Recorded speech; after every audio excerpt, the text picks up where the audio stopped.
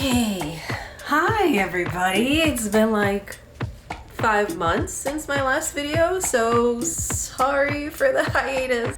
Truth be told, in December we moved into our apartment. I got maybe too comfortable and then kind of lost the rhythm I had with video making. So here I am, just to show you guys that I'm alive. In all seriousness, Senpai Z and I, my boyfriend, we're all huddled up in our apartment, so we're plenty protected from the craziness that is going out in the world right now. I just thought I would take a moment before this review just to say that I really appreciate you guys for remaining subscribed. To everybody new who came across my channel, because I know that I had a few since my last video, thank you for subscribing. Even though I totally ghosted this channel for a while, I do take a lot of enjoyment in making these videos. I love figures, obviously.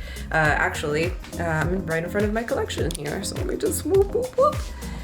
Here it is. Hasn't really changed much since where they were before. To be honest, I haven't actually put them all out either. Don't think you can really tell what's going on.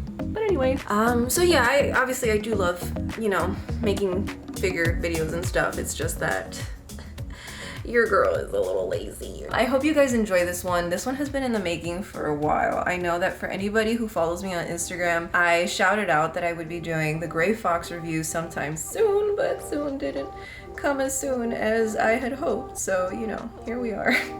I will see you at the end of the video. Bye-bye.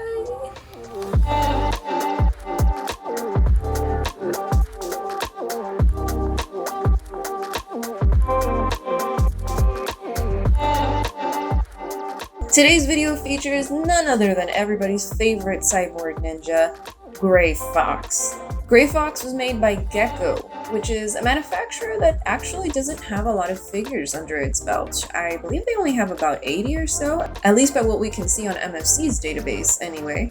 They usually tend to stay on the 1/6 scale, so these guys are pretty big, and that goes for Gray Fox as well. This bad boy was pretty expensive, retailing at exactly 34,074 yen, which, if you're interested in knowing, translates to about $317 today, which is May 22nd, 2020.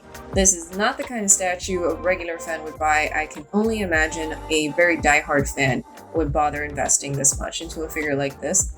But that money certainly does not go to waste, as we'll see very soon just how detailed this figure really is. So the Cyborg Ninja figure doesn't just come standard, it comes with some other little pieces. First of all, and probably the hardest not to notice, is a giant gun laser arm. The figure also comes with a swappable head where you can actually see his face, 2 battery packs for his giant laser gun arm, and a battery pack for the gun itself. Now what's funny is that while I was putting this figure together for the first time, I couldn't for the life of me figure out how I was supposed to attach the battery packs to his waist per the instructions. The instructions are in Japanese, and even with Google Translate, unfortunately, it wasn't very clear to me. So by chance, I put the battery packs near him and they just immediately clung on. He also comes with his famous Ninjato blade, or I believe it was also referred to as his Fox blade in Revengeance, if I'm not mistaken. It's essentially the original sword that the original Gray Fox was carrying with him. The blade looks just as good as the rest of the figure. I'd say that it was done in the exact likeness of its original. I will say that it doesn't have a very tight fit when you place it in his hand, but it's nothing critical. Now that we know all the pieces he comes with, we gotta talk about his pose. So he's not very dynamic. For a character that comes from such an action-packed series, you would think that he'd have a more dynamic pose, but Gecco chose a very static pose. I personally don't mind it. Clearly Gecco intended this to be more of a showcase figure, where you're just supposed to sit him pretty on your shelf and admire him. Nothing wrong with that. Probably the most impressive part of this piece is his alternate head. Have you guys seen this face? It's nuts! So much detail, it looks so realistic. I mean, this is a 1/6 scale. Yeah, he's pretty big in comparison to a 1/8, but I have never seen this amount of detail in a 1/6, I'll tell you what. Maybe not as impressive, but his standard head lights up. The switch can be attended to if you remove his head. I think it's like on his neck piece, and then you just turn on a little switch back and forth, and that's about it. I will say that I did struggle a few times to take it off, and it was a little scary because this is not my figure, by the way. This is from a very good friend of mine who lent it to me in order to make this video. So yeah, I had a scare. Maybe not the easiest part to work with. I think where this figure shines the most, apart from the alternate head, is probably the sculpt. Obviously, Gray Fox, or Cyborg Ninja, is very muscular. He is wearing a very tight body shaping suit, so it's obvious that many muscles would have to be sculpted in this piece, and I think Gecco delivered. In fact, I'm more impressed with the sculpt than I am with the paint, although the paint itself has no issues.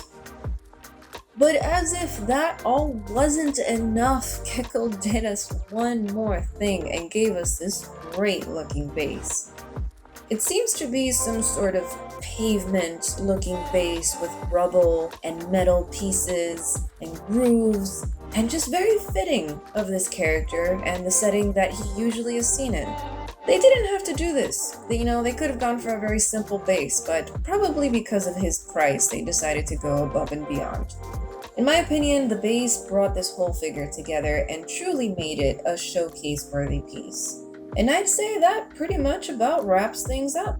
So what do you guys think? Do you think he's worth the money? Do you think I missed on anything? Is there anything you have questions about? Let me know. I am happy to answer anything in the comments. Thanks again, guys, for stopping by and checking out this little video of mine. I would say that I'll see you soon, but honestly, who knows anymore when I'll pop up again. I will say that I've been talking to Senpai Z a lot about wanting to do more, let's call them table talk videos, kind of like what I did with our 10 question video last time. I want to talk about how COVID has affected our collecting, how it's affected shipping, and how collecting now has been kind of a ghost town. So maybe we'll do that soon. Anyway, I hope you guys have a wonderful day. Thank you again for stopping by, and I will see you on the next one.